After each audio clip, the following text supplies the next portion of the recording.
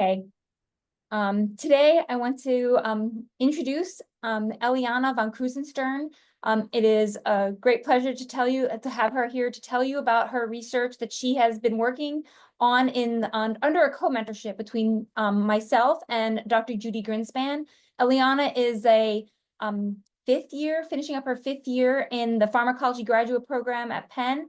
I believe she has some really exciting data that is building on a project that she has been driven by her own interest in the role of integrated stress response, and very specifically the stress granule formation that occurs in response to integrated stress response in the oligodendrocytes, which we have been studying in collaboration with Judy for a number of years. I think what's really exciting about this project is, in addition to the observation that these stress granules have implications for people with HIV, they are also going to tell us something about the basic biology of oligodendrocytes. And so I think her work has this real dual implications for both patients with HIV as well as oligodendrocyte biology as a whole. And so I'll let Eliana tell you more about her project and its implications for stress granules in people with HIV in the CNS. Okay, thank you so much, Kelly, and thank you, Caroline, for organizing this. I'm really excited to be here today. So yeah, as Kelly said, I'm going to talk a little bit about the work I've been doing for my thesis project, studying the formation of stress granules in differentiating oligodendrocytes treated with antiretroviral drugs. So as many of us know, HIV infects over 35 million people worldwide. And so while HIV can have really awful effects health-wise when untreated, the advent of combined antiretroviral therapy has really changed what it means to be living with HIV. And so we can see here on this graph that with the introduction of antiretroviral therapy, deaths from AIDS as well as AIDS diagnoses were decreased drastically, while the number of people living with HIV and living with AIDS diagnoses increased because people were living longer, full lives. So CART is really incredible and has really changed what it means to be living with HIV, and is a really wonderful invention. So these drugs work by inhibiting various stages of the HIV replication cycle. So for example, we have nucleoside reverse transcriptase inhibitors. These block reverse transcription, so the conversion of HIV RNA to HIV DNA. We also have integrase strand transfer inhibitors, which prevent the integration of this viral DNA into the genome of the cell. And then finally, we have protease inhibitors, and these prevent proteases from chopping up all the proteins in the cell to allow them, or in the viral particle, which allows them to be functional. So it prevents a functional virus from budding and releasing from the cell. And so specifically for my work, I'm looking at 2 INSTIs, bictegravir and elvitegravir. These are both frontline drugs that are frequently prescribed to people living with HIV. And so despite the success of CART at managing HIV and preventing HIV replication, we still see a significant number of patients who are living with HIV-associated neurocognitive disorder, or HAND. So HAND presents as a spectrum of neurocognitive impairments, but really importantly, even when HAND is asymptomatic, it is associated with a shortened lifespan. And so in the pre-CART era, a little over 50% of patients living with HIV had a HAND diagnosis. And this statistic hasn't really changed in the post-CART era. We're still seeing approximately 50% of people living with HIV with a HAND diagnosis. So the question is, why has this percentage of patients not decreased? Why are we not seeing fewer patients with HAND diagnosis? And so what our lab has been trying to figure out is, are these drugs themselves potentially contributing to this pathology? Could the drugs be part of why patients are still presenting with HAND symptoms? And so specifically in Judy's lab, we look at oligodendrocytes and white matter. And so one of the main pathologies of HAND in the post-CART era is a loss of white matter. So this is often seen as a thinning of the corpus callosum. We can see here on the top, this is a patient without HIV. So we see this very thick white track, the white matter that runs down the middle of the brain. And below, we have the corpus callosum of 3 people with HIV who are on antiretroviral therapy. And we can see that this corpus callosum is much thinner. Specifically, if you look at the bottom, this is a drastic difference in this tract of white matter.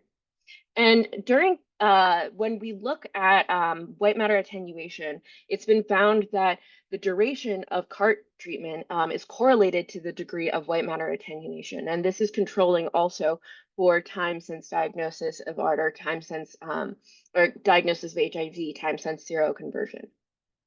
And within the white matter of people with HIV and on antiretroviral therapy, it's been found that there is decreased expression of oligodendrocyte-associated genes, oligodendrocytes being the cells responsible for making myelin and white matter in the CNS, as well as increased expression of genes related to the integrated stress response, which I'll get back to a little later. So white matter is white because it is rich in myelin, which is the fatty substance that wraps around neurons and improves transmission of signal and basically insulates them. Myelin is produced by oligodendrocytes in the central nervous system. And oligodendrocytes are really important for a variety of functions in the central nervous system. But overall, these cells are really important for proper neuronal function. So they myelinate and do myelin remodeling, and the myelin forms nodes on the axons of the neurons. They are essential for proper neurotransmission and also provide metabolic support to the neurons themselves. And so to have myelin produced, we need to have a mature oligodendrocyte. So oligodendrocytes cannot produce myelin until they are fully mature. And these cells progress through a well-documented differentiation process that you can see here. So we start with oligodendrocyte precursors, which we label with a surface protein HEB5. Then once the cells start to mature, they become immature oligodendrocytes, and we label these with GALC, another surface protein. And GALC also does stay on through the rest of the maturation differentiation process. Once the cells are fully mature and capable of myelination, we utilize 2 different proteins to determine if they're mature. So for this, we use PLP or proteolipid protein, as well as MBP, myelin basic protein. And these 2 proteins are essential for proper myelin formation, and we can't have proper myelin formation without a mature oligodendrocyte. So when we see an issue with white matter in the brain, when we see a loss of white matter, that indicates to us that something is going wrong with oligodendrocytes in the brain. And it's possible that the oligodendrocytes are not fully maturing properly, which prevents remyelination from occurring. And in fact, our 2 labs together have found that a number of these antiretroviral drugs do prevent maturation of oligodendrocytes, which could explain part of this hand pathology where we see a loss of white matter in the brains of people with HIV who have a hand diagnosis. So elvitegravir, again, on INSTI, we found that it inhibits oligodendrocyte maturation via activation of the integrated stress response. And we've also found that bictegravir, again, another INSTI, inhibits oligodendrocyte via lysosomal deacidification. And these are just 2 of the few drugs that our lab has looked into. So elvitegravir, as I said, we found that inhibits oligodendrocyte maturation. So we can see here when we treat with elvitegravir, we see a dose-dependent decrease in maturation that can be visualized through a decrease in the percentage of GALC positive cells, so that's immature and mature, as well as MBP positive cells, which is fully mature cells. So as the dose of elvitegravir increases, we see a decrease in maturation of the cells. And similarly, with bictegravir, we also see this loss of maturation. So again, we see a decrease in the percentage of both GALC and PLP, another marker of mature cells. We see this dose-dependent relationship between bictegravir treatment and a loss of maturation. So The integrated stress response, which we looked into with elbitelravir, is a global cellular response that activates in response to a variety of different stressors. So, for example, endoplasmic reticulum stress, viral infection, amino acid deprivation, but all of these different types of stress can activate one of four kinases shown here. And these four kinases then all act on the same protein, EIF2 alpha, by phosphorylating it. Phospho-EIF2 alpha then goes on to inhibit EIF2B. EIF2B is necessary for proper function of the ternary complex, which is necessary for cap-dependent translation initiation. So when the ISR activates, we see a global shutdown of translation in the cell. In the short term, this is very beneficial because it allows the cell to focus on survival when exposed to different stressors. However, in the long term, chronic stress can lead to chronic activation of the ISR, and this can become problematic. And so with ISR activation, we see things like inflammation and protein and RNA aggregation, and these can be a problem. We also do see increased translation of very specific transcripts that are necessary for ISR activation and function. And an example of this is ATF4. There are two drugs that I in my research use to prevent ISR activation through different mechanisms. So the first is ISRIB, which is an ISR inhibitor. And ISRIB works by promoting EIF2B complexing and or blocking phospho-EIF2 alpha from inhibiting EIF2B, which then allows translation to resume as normal. I also utilize an inhibitor of PERK, which of course inhibits PERK from then phosphorylating EF2 alpha. So if the ISR is activating through PERK activation, then this would prevent ISR activation as well. And we have previously found in our lab that specifically when we treat with elbitelravir, that the ISR is getting activated in these developing oligodendrocytes. So it's important to note here that typically in vitro, we see it takes about 3 days for oligodendrocytes to reach full maturity from the start of inducing differentiation with differentiation media to the final maturation of being positive for MVP and PLP. So when treating with elbitelravir at two different doses of 3.5 and 10 micromolar, we see that by 72 hours or 3 days, which is the time to full maturation, that we see a significant increase in the amount of phosphorylated EIF2 alpha in the cell, indicating that the ISR is activated, and we can see that here. Similarly, we can also look at ISR activation through nuclear ATF4. So ATF4 is the transcript exists in the cell, but when the ISR is activated, the translation of ATF4 gets increased. And ATF4 is a transcription factor, so it then translocates to the nucleus. So by looking at nuclear ATF4 to see if it increased, we can look to see if the ISR is activated. And so again, we look here with elbitelravir treatment, and by 96 hours, we see that there is a significant increase in nuclear ATF4 with elbitelravir treatment, again indicating that the ISR is active in these cells. So then to determine if the ISR is responsible for this inhibition of maturation, we co-treated with ISRIB.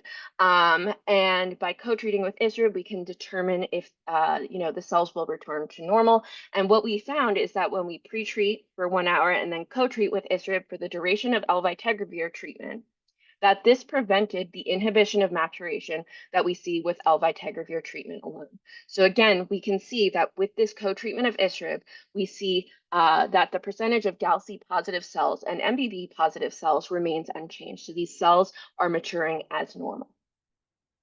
Additionally, PERK has been implicated as possibly responsible for these issues with maturation specifically. So we looked into if PERK could be the kinase specifically responsible for this ISR activation. And so when we co-treat with a PERK inhibitor, PERK-I, we again see that maturation returns to normal, or this inhibition of maturation is prevented. And so cells properly mature, we see that the percentage of GALC positive and MBP positive cells remains the same.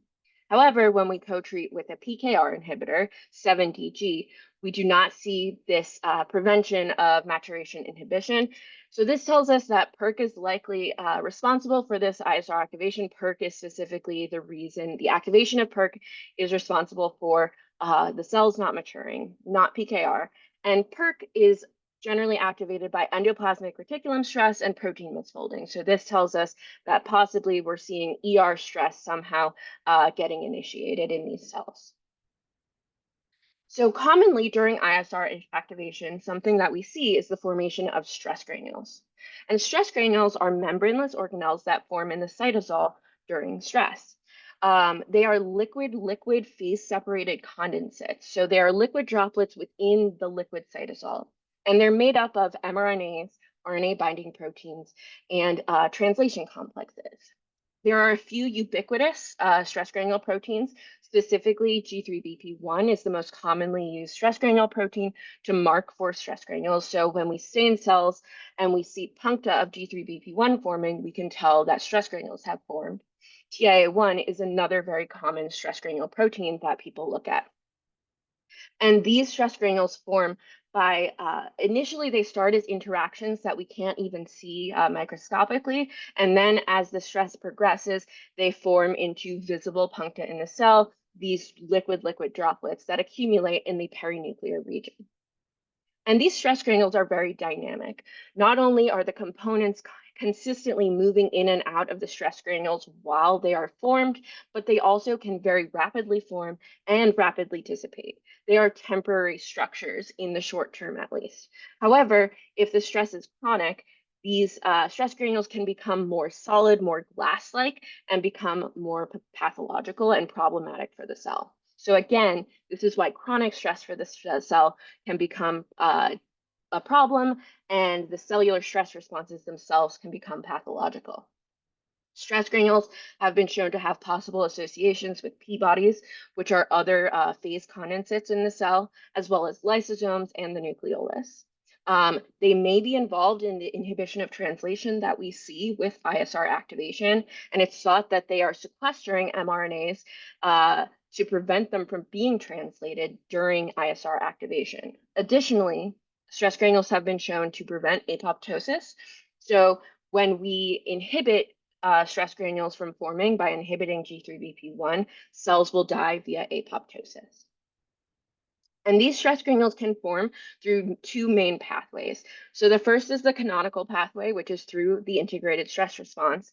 So again, one of these four kinases gets activated, this phosphorylates eIF2 alpha, and then downstream stress granules start to accumulate in the cell. Additionally, there is a non-canonical pathway that is activated by the downregulation of mTORC1, which I'm not really going to talk about today. And what we found when we look at the postmortem white matter of people with HIV with a hand diagnosis specifically is that patients with hand had significantly higher numbers of stress granule positive percentages of stress granule positive oligodendrocytes. So here we're looking at ASPA positive cells. That's a marker for oligodendrocytes. So significantly higher percentage of oligodendrocytes are positive for stress granules in hand patients, and there are significantly higher numbers of stress granules per cell in hand patients as well. So more cells with stress granules, and within those cells, there are more stress granules in general. And so this is compared to neurocognitively normal people. So not just, so we have patients who do not have HIV, as well as patients with HIV who did not have a hand diagnosis. So hand specifically, we see this increased stress granule formation.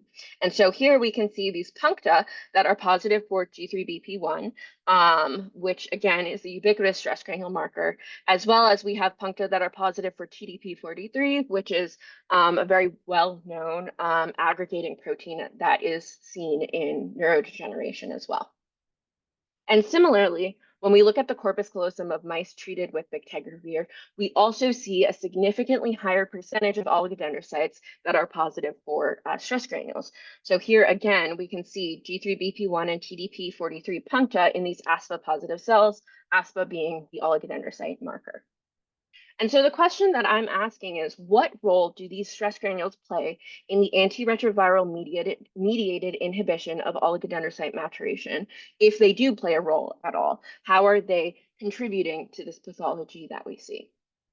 So for my experiments in vitro, I use an acute stress granule induction paradigm. So this starts with our lab standard protocol for isolating oligodendrocyte precursors, primary cells. So we get our cells from rat pups, we process the forebrain and generate a mixed glial culture that we grow to 100% confluency over approximately a week. We then isolate the OPCs by taking advantage of the fact that the three different glial cell types in this culture adhere differently to the flask. So the microglia come off first when we're shaking, then we remove those. We're then able to shake off the OPCs and plate them, leaving behind the astrocytes. We then have our cultures of almost pure OPCs. There are still some astrocytes in there, and we grow these to the appropriate confluency. For my experiments, I'm interested in looking at the cells during the process of differentiation. So again, it takes about 3 days for the cells to reach full maturity. So I differentiate for 48 hours. I then do a 2-hour acute drug treatment to look at stress granules forming acutely in these cells. Stress granules are generally thought of as acute under 6 hours of formation. And if they are going for longer than 6 hours, that's seen as chronic. And when I treat with elvitegravir in these developing oligodendrocytes, I've found that these stress granules form in a dose-dependent manner and in developing oligodendrocytes. And so we see a significant increase in stress granules forming with elvitegravir treatment. So here I am staining for D3BP1, and we can see these really obvious puncta forming in the perinuclear region, which is generally where stress granules are found in the cell. I'm also using sapsigargan as my positive control here. This is a PERK activating drug that forms these really large stress granules, very obvious. Additionally, when I treat with bictegravir, I also see a dose-dependent relationship between bictegravir and stress granule formation, again, seeing these puncta forming around the nucleus of the cell. And with elvitegravir, I decided to look to see if these stress granules were dynamic, because they should be. They're forming in the short term. And so when we perform a washout experiment, so for this, I'm treating for my 2-hour period, followed by a 2-hour washout, so removing the drug, the stress granules drastically decrease and go away, and so they dissipate. This tells us that these stress granules are temporary, they are dynamic, and so they do go away, at least in the short term, making them these temporary structures that are forming just in response to stress to hopefully help the cell survive the stressor. So now the question is, by what pathway are these antiretroviral induced stress granules forming? Are they forming through the ISR canonically? And if they are, what kinase is causing their formation? So first, I took a step back. Our previous experiments have been done looking at long-term treatment with these drugs. So here I was testing acute treatment to look for ISR activation. So again, looking at phosphorylated eIF2 alpha to see if it increases. And what I see mirrors previous data. We see this dose-dependent increase in eIF2 alpha phosphorylation when treating with elvitegravir. And when we look at this phosphorylation over time, we found that the amount of phosphorylation of eIF2 alpha didn't really change at these concentrations. Here, specifically looking at 20 micromolar, which is our high dose here. And this experiment was performed by a really great rotation student in the lab, Caroline, who I believe is here, who I worked with last fall. Additionally, we wanted to mirror this washout experiment that we did with the stress granules. So when we remove elvitegravir after 2 hours of treatment, we similarly see this decrease in eIF2 alpha phosphorylation, showing the ISR as temporary, just present when the stress is there, and it goes away and allows the cell to return to normal when the stressor, here the drug elvitegravir, is removed. So next, We wanted to see, okay, we see the ISR is activated, we see these stress granules are forming. So, okay, is this ISR responsible for the stress granules forming? So to look at this, we co-treated with ISRIB. So we do a 1 hour pre-treatment of ISRIB followed by a 2 hour co-treatment with elvitegravir and ISRIB. And what we found is that there is a significant decrease in stress granule formation with the ISRIB co-treatment. So ISRIB is preventing the stress granules from forming, indicating that they are indeed forming through this canonical ISR pathway. Next, I wanted to look at specifically what kinase was activating the ISR and what kinase is responsible for the formation of these stress granules. So I co-treated with our PERK inhibitor, and again, a 1 hour pre-treatment followed by a 2 hour co-treatment.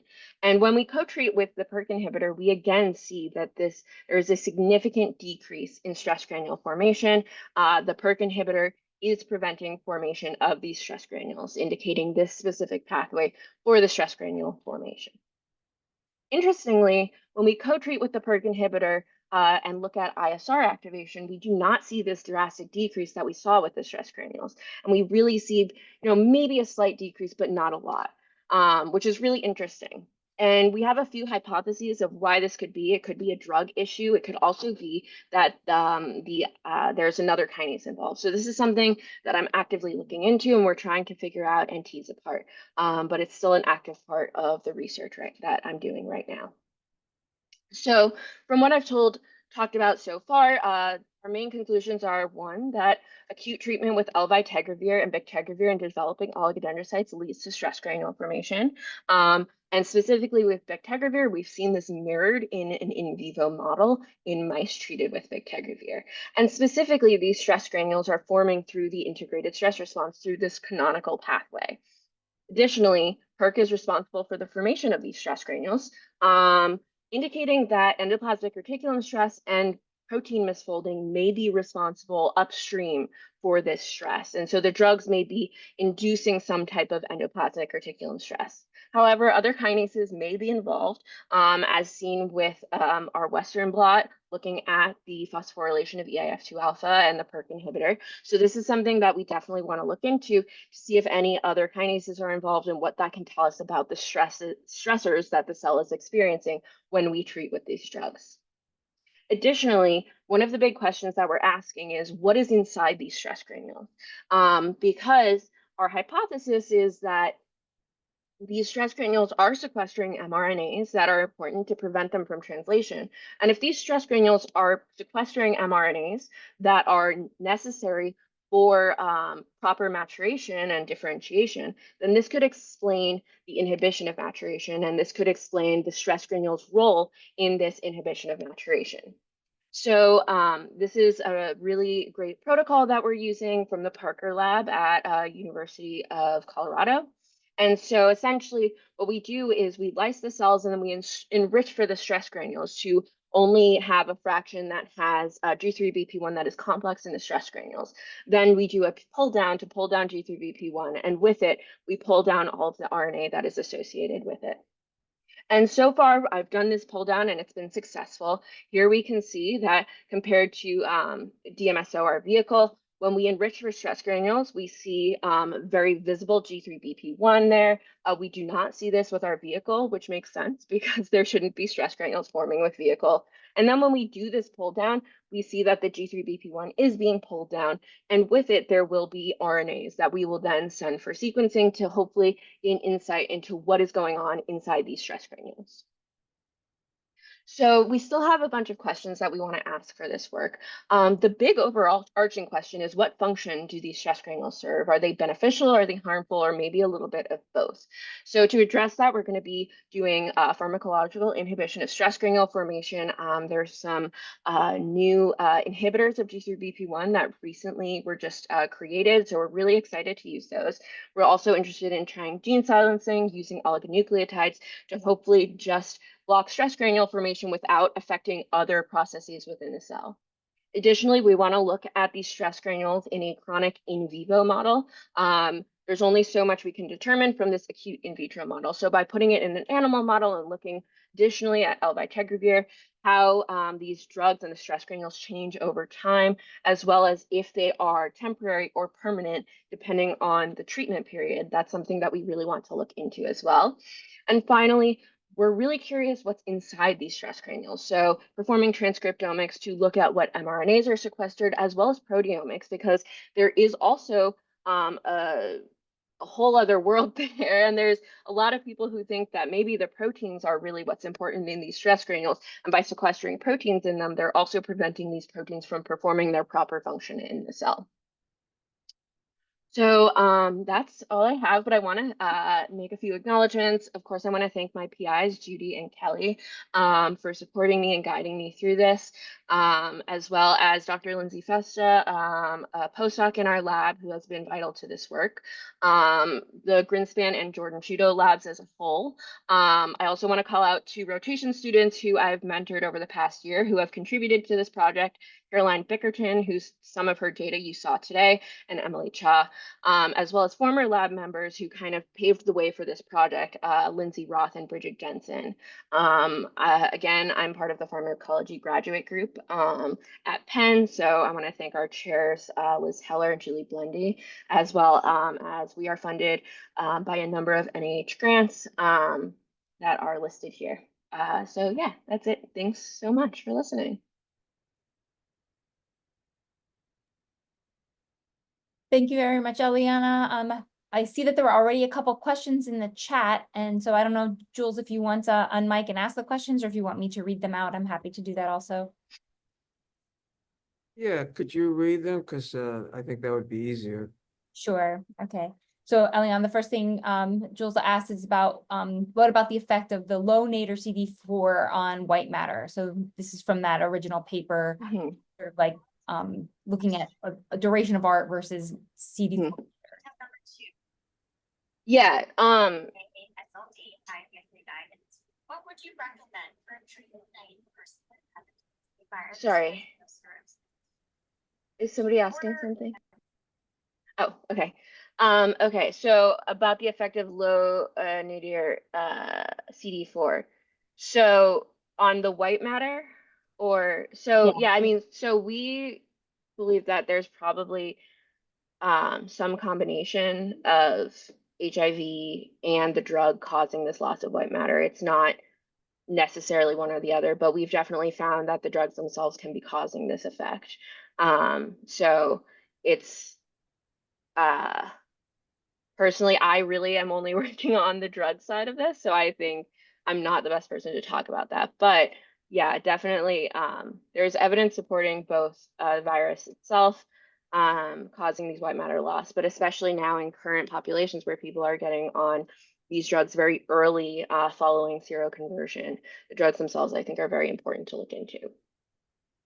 Yeah, so thanks, Eliana. And I agree that both the virus and the legacy effects are certainly something we need to take into account in patient populations. But then the second piece is understanding what contribution antiretrovirals would make. So I think that's how we're viewing this. The second question is, are the two drugs that you're using, the integrase stranded transfer inhibitors, both elvitegravir and bictegravir, are they similar to the levels clinically used?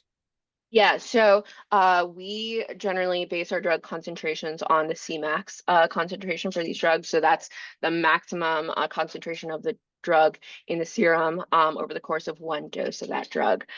So we kind of use the Cmax as our baseline. For my experiments, I do always treat with the Cmax, but because I'm looking at a very acute treatment for my in vitro work, I don't necessarily see a significant effect at Cmax. It's a little bit higher. I start to see a very obvious effect at about double that. That being said, when we look in vivo at this mouse model, we do see stress granule formation with bictegravir treatment at clinically relevant drug doses and concentrations. I think it is important to note that this is in vitro. We've tried to develop a chronic paradigm for stress granule formation in vitro. However, we have had issues with this because we are using primary cells that aren't very happy in culture. And so then doing a long-term culture with the drug has caused overall issues. So that's why we're really instead interested in looking at an in vivo model, which will be more physiologically relevant anyway. Thanks. He also asked about other drugs that might be leading to stress granules, NRTIs, dolutegravir. I know you've looked at some of these. Yeah, so I haven't And looked. protease inhibitors Oh, too. and protease inhibitors. Yeah, so I haven't looked at other classes of drugs. If I did, I think I would probably never finish my PhD. But I have looked at dolutegravir. For now, I'm just focusing on elbitergravir and bictegravir because we've already published on those. So building off of work that's been done in our lab.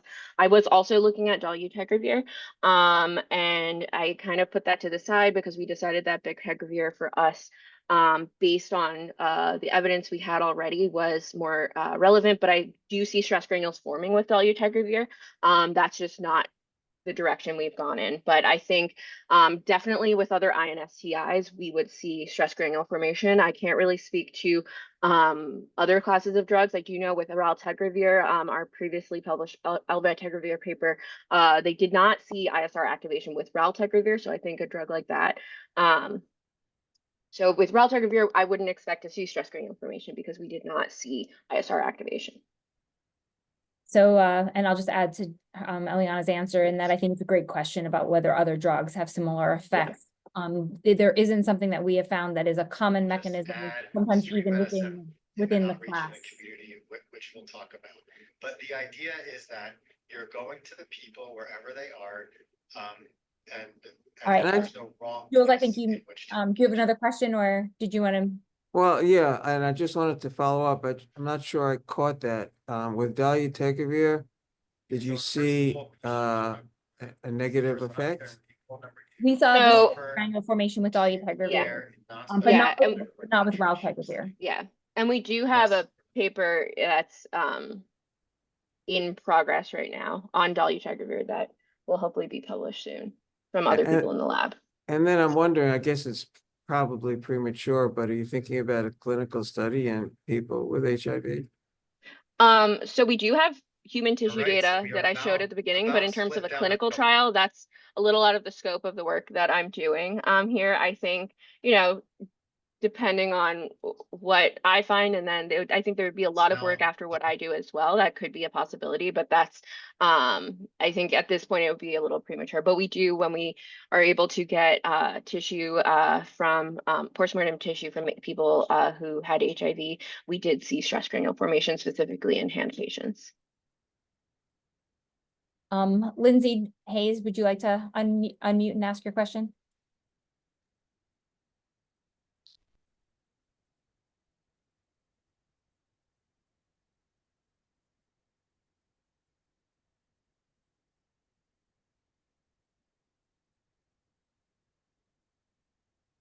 If not, I'll just read it, I guess, which is that she wants to know if the stress granule response is specific to oligos and why that might be. Yeah, so in our cultures, it's about 90 to 95% oligodendrocytes. The rest of that, we do see 5 to 10% of astrocytes. And I do see stress granules forming in those astrocytes when I see them when I'm imaging. I specifically am only studying oligodendrocytes. Again, a certain narrow scope of this project, but I do think it would be really interesting for other people in the lab to down the road look at stress granules in the other cell types, looking at astrocytes. I think I would be shocked if stress granules were not forming in neurons, to be honest, because there are other neurodegenerative diseases that it has been found that stress granules are forming in the neuron. So I think it's very likely that stress granules are also in astrocytes and in neurons as well. And I think that would be a really interesting an interesting study to do as well. But again, for the scope of what I'm doing, just focusing on the oligodendrocytes. And yes, sorry, Lindsay, we couldn't hear you. Laura Cheney, do you want to unmute and ask your question? Sure. Hi there. Great talk. Very interesting and related in my own work to, in a way, which is studying how antiretrovirals affect autophagy in astrocytes. So I noted you said that vitiregravir inhibits the acidification or interferes with the acidification of the lysosome, which is important for the completion of autophagic flux. We know ER stress and autophagy are intimately linked. Stress granules not the same as protein aggregates, but protein aggregates are certainly important. in when autophagy is inhibited. Anyway, I'm sure that your findings are related to impacts on autophagy. So any thoughts to venture into that arena or incorporate that into the discussion of your work? So just to clarify, bictegravir is the one where we saw the lysosome Excuse me, I deacidification. misspoke. Yes, But sorry. I also think that, we haven't looked at ISR with bictegravir. We haven't looked at lysosomes with elbictegravir. So I think it's possible if we kind of did crisscross studies that we would also see those effects, especially given I'm seeing stress granules with both drugs. I have thought a lot about this lysosome stress granule connection. I've not thought about autophagy.